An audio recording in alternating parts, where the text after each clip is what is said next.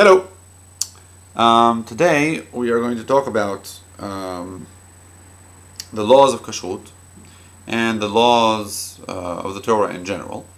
And we're going to use a famous midrash about the laws of kashrut to explore a very, very central, important machloket about the meaning of God giving us commands and our obligation to fulfill those commands.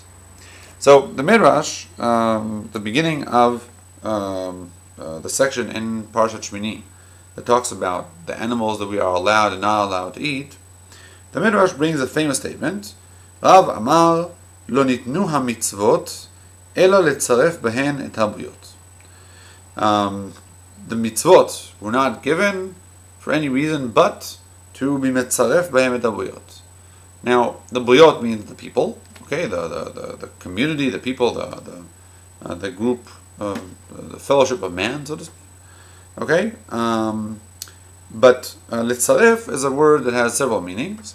We'll get into it in a moment, but there's a statement over here by Rav, one of the rabbis, who is trying to tell us why we were given mitzvot, and the answer is to do this, to have this effect of litzaref on the people. And then it goes on to explain, כי מה אכפת לי לקדוש ברוך הוא שיאכלו ישראל בלא שחיטה, שיהיה ישראל נוחר ואוכל ושוחט מן הצוואר מן הירך? What does God care if a person from Israel eats without shchita, without correct slaughtering of the animal? שיהיה ישראל נוחר ואוכל ושוחט מן הצוואר מן הירך, meaning you could do shchita in all sorts of ways. The way that we do it is only one of many options. What does God care which way you do? אלא תדע שלא נצטווה השחיטה הזו אלא כדי לצרף את ישראל. You should know that God only commanded to do shchita in this specific fashion to do this tziruf thing, to do this לצרף בהם את ישראל. Okay? And then he goes on to give an example which indicates that in the future, when the Messiah comes and at the end of days, then God will feed us animals that were not shechted the same way, were not slaughtered in the same way, which indicates that at some point this need for shechita will no longer apply. What does this midrash mean? So there are different opinions about what this midrash mean, and I'll start off with the Rambam. The Rambam is the more sort of revolutionary one of the two options, at least more revolutionary compared to what we accept today as sort of the standard position of Judaism. The Rambam says that the word litzaref, one of the root of the word litzaref, tzadi rei peish, means to combine. And the Rambam, in his philosophical works of Moreh Nevuchim, the Guide to the Perplexed, he explains there that when asking the question of the meaning of the mitzvah, the purpose of a mitzvah, one has to make a distinction between the meaning of the idea, let's say the sort of like the general category of the mitzvah, and the nitty-gritty little details. So whereas the purpose of the mitzvah as a whole has a purpose, and definitely has a reason which we need to learn and understand and go deeper into, once you get to some level of granularity of the details, there's really no meaning over there.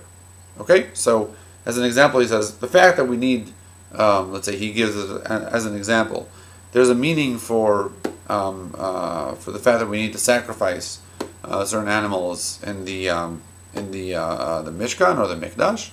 But which animal specifically we have to sacrifice at which event, and how many times we need to circle the altar before we do certain things, and who does what, all those details, he says, there's not really that much meaning to gather from there. It's all just litzaref b'met habriyot. So what does the Rambam understand as the meaning of the word litzaref, to combine? He says, you know why Hashem said to you, you should do ritual slaughter the way that we do it today? You know why you have to do shechita like this from the neck? I'll tell you why. Because if I would tell you to do it, go, let's say, from the other side of the neck, or if I would tell you to use electric shock, or anything else, you'd ask me, why should I do it like that? In other words, there is no real reason. We just needed to decide about something that would be common to everyone, because mitzvot need to be done communally within some agreement that we all follow. And so, because we had to decide something, we decided that. We have a lot of cases like this in everyday life. If I would ask you, why is your income tax exactly what it is today and not some other percentage? Okay, if I would add, like instead of paying 20% tax, I'd have you pay 20.0000001% tax. Then I'd ask you, why this and not that. You might give me all sorts of answers that would be about how we like round numbers and stuff like that. But those are not really reasons for why we should have that taxation, right? They're just, obviously we need to decide on some level of granularity, and we're not going to go beyond that level of granularity because it's there's no purpose for it. There's a lot of cases where you can always, pull, the law slightly to the left or slightly to the right and ask why not this and not that. And the answer is that, even though you could hypothetically have gone a little bit to the right or a little bit to the left, you have to choose something that will be consistent and to sort of get a semblance of order in society. So you choose something. And so the Rambam says God's laws are no different in this sense than man's laws. We start off with big ideas that definitely are important, but the exact details, the fine details, are developed more in a formal way, simply by saying, well, we have this baseline and we need to decide something, so we'll develop it somehow, and not because they themselves have any deep meaning. The Rambam says this about a lot of the details of the mitzvot, specifically about the laws of kashrut, or about which animals we can and can't eat. Okay, the exact list, you could have maybe added something, you could have removed something. God decided on some sort of a list that He allowed, and there is a meaning to the idea that you're not supposed to eat all the animals. In other words, there definitely is a meaning to the fact that God says some animals are kosher, some are not. But the exact list might be sort of open for discussion, in the sense that you could have argued some things to be part of the list or not part of the list, and why did God choose to put the line here and not there? There's no real reason. We just put the line somewhere. Now, what's the reason for kashrut? I personally do not recall the reason the Rambam talks about, but there definitely are those that come along and say that maybe there's some issue about putting limitations on what we do. And in fact, there is a MyDrash later on that says exactly that. It says, I never forbade anything completely. All I did, says God, is qualify what you can have. So you can be, a man and a woman can be intimately together, but not every man with every woman at all times. Everything has exact time and space and place where it is allowed. And the same applies to food. You can't have every meat, you can't have every vegetable, you can't have everything. There's always some sort of a guideline saying, you have to be in control. You have to sort of follow some set of rules. Opposite to the Rambam's approach, we find many other commentators. Amongst them, and perhaps foremost among them, is the Ramban, and also the Kuzari. But let's talk about the Ramban. The Ramban, who refers to this section in the Rambam and goes off into a very strong rebuttal, says, no, you've completely misread this Midrash. Midrash is not saying, Rambam, that there's no reason for these details. It's saying that there's no reason for God. You see the quote of the Midrash was, what does God care if they eat with no shechita? So we understood this according to the Rambam as saying, why did God even command us to do these laws? There's no meaning to them. The Ramban understands it. No, he understands it as stating something that's more general about, which we all know about the mitzvot, which is that God doesn't care about any of the mitzvot, in the sense that God doesn't need the mitzvot. Right? We don't give God anything. God is complete without us doing any any action, so that the fact that God commands us to do these mitzvot, they're not for Him, they're for us. What does it mean? Letzaref be'emet avriyot. The word letzaref means to purify. It also can be used in the sense of purification through fire. Okay, if you take a metal and you somehow cleanse it from all sorts of blemishes by putting it through fire, then that's called letzaref. It's another meaning for the word letzaref. And he says the mitzvot, they are every detail there is fine-tuned to the human or to the Jewish soul. And so by doing the mitzvot precisely as you were told, with all their details, that's the only way for you to get perfection. Okay? Every detail is important. Every detail is fine-tuned to be to target a specific attribute in your life, and their combination is what's going to bring you to completion. Of course, the Ramban doesn't propose to tell you what the meaning is of every one of these details. The Ramban, who definitely was a mystic and dealt with Kabbalah, with Jewish mysticism, unlike the Rambam, who did not follow that, sort of that school of religiosity, the Ramban has no problem by saying that the meaning of these details is beyond our comprehension, or at least beyond the comprehension of the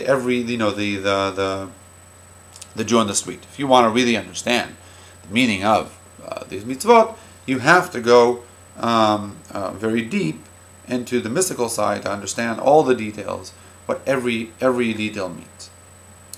I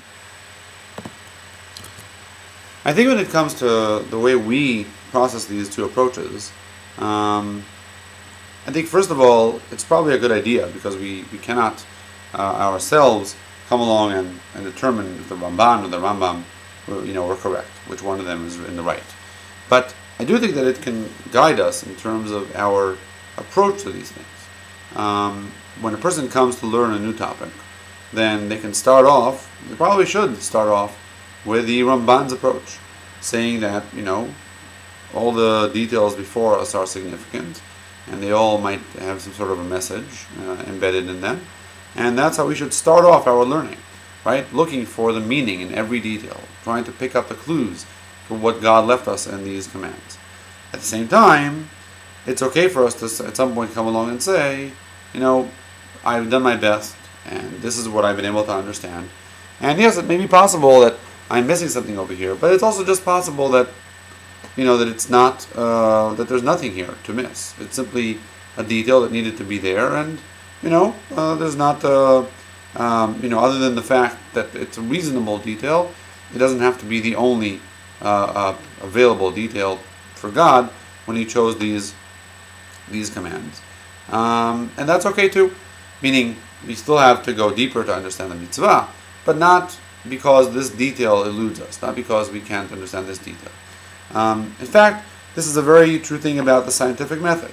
The question would arise in this context of what are those details? Who defines what's a detail and what's a significant portion of the mitzvah? Right? The Rambam might have thought that he could make that distinction. The Ramban didn't think that there was such a distinction, because everything has meaning. When we go into a new field of learning Torah, or learning science, or learning almost anything, the process that we go through as studiers, as learners, as investigators, is determining what are pertinent details and what are impertinent details. What is an important factor and what is just fluff that just happens to be there because there's always something in that that needs to be done, and we just need to do something. And so, by starting off with the Ramban's approach and looking at everything, every line in the Torah as being, every statement as being critical for our understanding, and then building up some sort of understanding of Torah, or that area of Torah, then we can slowly sort of create an image for ourselves of what are the central issues and what are things that are by the sidelines, perhaps to be looked at in the future and to be brought into this sort of like theory, and eventually brought into sort of to give in like additional meaning. But the Rambam's approach of saying some details don't have any meaning allow us to somehow stop at some point and say we've understood as much as we can for now, and the fact that we don't understand some of the details doesn't take away from what we do understand, because maybe there's no meaning for those details. I'd like to conclude by just saying that there is a middle ground, which I personally like very much, between the Ramban and the Rambam, and that is to say that the details may not matter on their own or in an a priori fashion, and that sort of individually that those details really have some sort of spiritual meaning that affect us, but they are important and do have meaning as indications for what the message is in what we do. In other words, take for example the fact that that we have now it's Pesach. When I'm recording this video, it's Pesach, and we don't eat matzah. We don't eat chametz. We eat matzah. Now, we all know that the reason why we don't eat chametz and we eat matzah is because historically, the Jewish people didn't have time to make their bread ready. But there are other verses which indicate that this actually was the intention of God even before that event occurred, that we would not eat chametz. And if you look throughout the Torah, you'll find that chametz and matzah appear in other contexts as well. They appear in certain sacrifices that were brought. Sometimes you brought chametz, sometimes you brought matzah. So the meaning of chametz and matzah, you may find some sort of a rule that says chametz appears in all cases where this and this idea is trying to be highlighted, and matzah appears in cases where a different idea is being highlighted. So by giving us these details, God may not be trying to tell us every detail is important as it affects your soul, but it is a way for God to indicate for us the arrangement of the halachot into sort of into ideas, and to say all the cases where there is matzah, you're trying to push some concept forward. All the cases where there's chametz, you're pushing something else forward. Okay? If you look at the way the Mishkan was built, so the Mishkan, the tabernacle, had things that were made of gold and things that were made of wood. So perhaps if we looked at all the cases where gold is involved and all the cases where wood is involved, and so on and so forth, we will find a rule that says, the items that were grouped together and made of the same material were used for certain purposes or with certain ideas in mind. Okay, and we won't go into it now. That's a topic that demands a much longer discussion. But the important thing to understand here is that we could sort of say we start from the Rambam, but we end up with a Ramban. We start from saying individual details don't mean anything, but the mitzvot mean something. And if you want to unveil the meaning of the mitzvot, every detail is important, because the details can then, through connecting them to other places where the same details are used, you can unveil the meaning of the mitzvah you're looking at right now. So that perhaps the middle ground would help us, perhaps not in saying that the mitzvot, that these details affect our soul in some way, but they do affect our understanding of the mitzvah. They're a good learning tool, if not in and of themselves affecting our soul. So with that, I'll bid you Shabbat Shalom, and until next time.